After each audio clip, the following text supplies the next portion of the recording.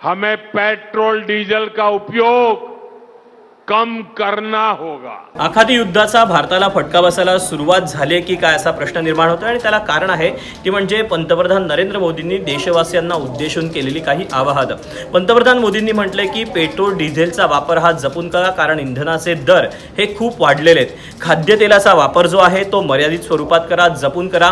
पुढील 1 वर्ष सोनं खरेदी करू नका, वर्षभर परदेशी प्रवासही टाळा, कच्चं तेल वाचवण्यावर भर द्या, परकीय चलन वाचवण्यावर भर द्या, परकीय चलनाचा साठा आपल्याला कमी होऊ द्यायचा नाहीये। याशिवाय जास्तीत जास्त ज्या शहरांमध्ये मेट्रो आहे त्या ठिकाणी मेट्रोनं प्रवास करा, इलेक्ट्रिक वाहनांचा वापर करा, वर्क फ्रॉम होमवर भर द्या, ऑनलाईन बैठकांवर भर द्या, परकीय उत्पादनांची खरेदी कमी करा, असं आवाहन आता पंतप्रधान नरेंद्र मोदींनी केलेलं आहे। त्यामुळे स्वाभाविकच आता या सगळ्यावर विविध स्तरातून काय नेमक्या प्रतिक्रिया उमटत आहेत आणि आगामी काळात काय नेमकं पुढे वाढून ठेवलंय असा प्रश्न या निमित्तानं उपस्थित होत आहे।